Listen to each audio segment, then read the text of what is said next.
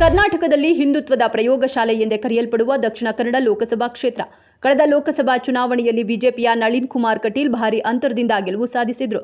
ದಕ್ಷಿಣ ಕನ್ನಡ ಒಂದು ಸ್ಥಾನಕ್ಕೆ 5ರ ಪೈಪೋಟಿ, ಬಂಡಾಯದ ಭೀತಿಯಲ್ಲಿ ಬಿಜೆಪಿ ಮತ್ತು ಆರ್ಎಸ್ಎಸ್.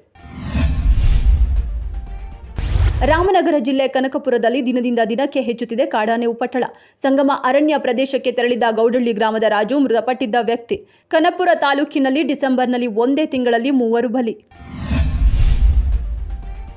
ಕುಟುಂಬ ವೀಸಾಗೆ ಕುವೈತ್ ಆಂತರಿಕ ಸಚಿವಾಲಯ ಸಮ್ಮತಿ. ಪ್ರಾರಂಭಿಕ ಹಂತದಲ್ಲಿ ಮೆಡಿಕಲ್ ವೀಸಾ ಮಾತ್ರ ನೀಡುತ್ತಿದ್ದ ಕುವೈತ್ ಇದೀಗ ಕೆಲ ಷರತ್ತುಗಳೊಂದಿಗೆ ಫ್ಯಾಮಿಲಿ ವೀಸಾ ಸಹ ನೀಡಲು ಸಮ್ಮತಿ.